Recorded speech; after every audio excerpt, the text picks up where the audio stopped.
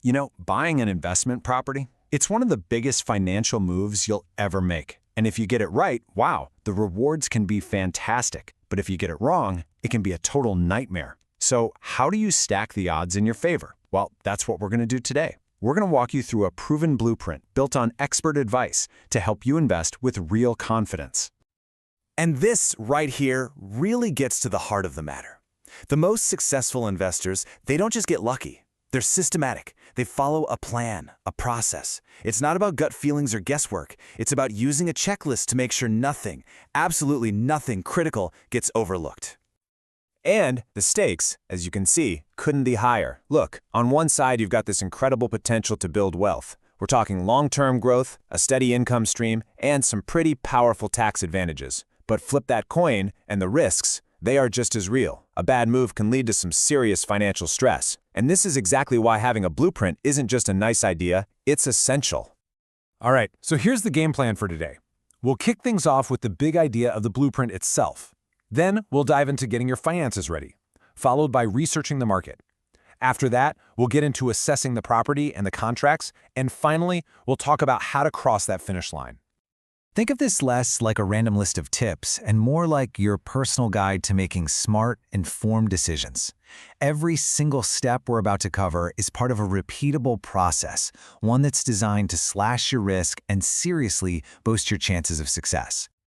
Okay, let's get into what is probably the most critical phase of all, preparing your finances.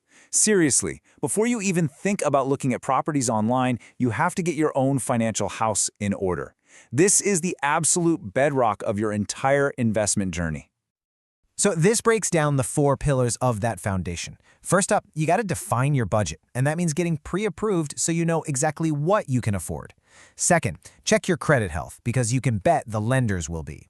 Third, figure out all those upfront costs. I'm talking stamp duty, legal fees, all of it, so there are no nasty surprises. And last, but definitely not least, build a cash buffer. A good rule of thumb is to have 3 to 6 months of expenses just sitting there. Trust me, that's what turns a potential crisis into just a small bump in the road. So your finances are rock solid. Now it's time to survey the landscape. Because let me tell you, a fantastic property in a terrible market, that's still a bad investment. Every single time. This is why you have to do your market research before you even start scrolling through property listings.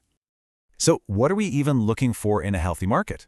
Well, here's a really powerful number to keep in your back pocket: the vacancy rate. Anything under 2% is a great sign. It signals strong, consistent demand from tenants. If you're seeing properties in an area sitting empty for months on end, that's a huge red flag. But you can't stop at just vacancy rates. You've got to play detective a little bit. Ask yourself, who is actually living here? What's the government building in the area? You know, new train lines, new hospitals? How much new competition is on the way? And this one's crucial. Where are the jobs? The answers to these questions give you massive clues about the long-term health of any location. Okay, so you've got your finances sorted, you've picked your market, now things get really interesting. It's time to assess the actual asset, and this is a two-parter. You have to inspect the physical building, and you have to scrutinize all the legal paperwork. So let's start with the building itself, the actual bricks and mortar. Not all new properties are created equal, not by a long shot. So what separates a great long-term investment from a potential money pit? Really, it all boils down to 2 things: quality and what I call tenant appeal. Check out the developer's track record. Have they built good stuff before? Does the layout actually make sense for how people live today? Take a close look at the quality of the fixtures and appliances. And here's a pro tip people often forget. Check the energy efficiency. Lower running costs are a huge plus for tenants. All right, the building checks out, it looks perfect. But a bad contract? Oh man, that can sink the whole ship. This is where so many people get tripped up. So, what kind of traps could be hiding in that thick stack of paperwork? Look, here is the non-negotiable bottom line advice. You absolutely have to get professional legal help. A solicitor needs to go through every single clause. They'll help you make sense of things like strata rules, which are just the regulations for any shared property, and they'll make sure the sunset clause, which is basically the final deadline for the project, is fair to you. They'll also check that you have the right insurance in place from day one. Skipping this step is a gamble you just can't afford to take. We are in the home stretch now. You've done the hard yards with the research, you've signed the contract, now it's all about crossing that finish line. But settlement day isn't just a formality. It requires some careful planning to make sure your investment gets off to a really smooth start. This checklist covers those final, crucial actions. First, that final inspection. You've got to walk through to make sure what you're getting is exactly what was promised.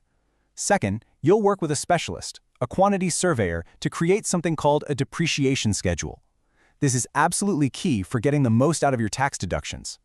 Third, hire a great property manager before settlement so they can get a tenant in there ASAP. And finally, once it's all done, review your budget against the real numbers to make sure your cash flow is on track. And you know, that really brings us full circle, doesn't it? This isn't about having a crystal ball or getting lucky. It's about being diligent, being systematic, and being prepared. It's all that prep work, the stuff you do before you even sign on the dotted line, that really separates a successful investment from a stressful one. So, as we wrap this up, I want you to ask yourself a serious question. Are you approaching your next investment with a clear, structured blueprint, or are you just relying on guesswork and hoping for the best? The choice is yours, and honestly, so is the outcome.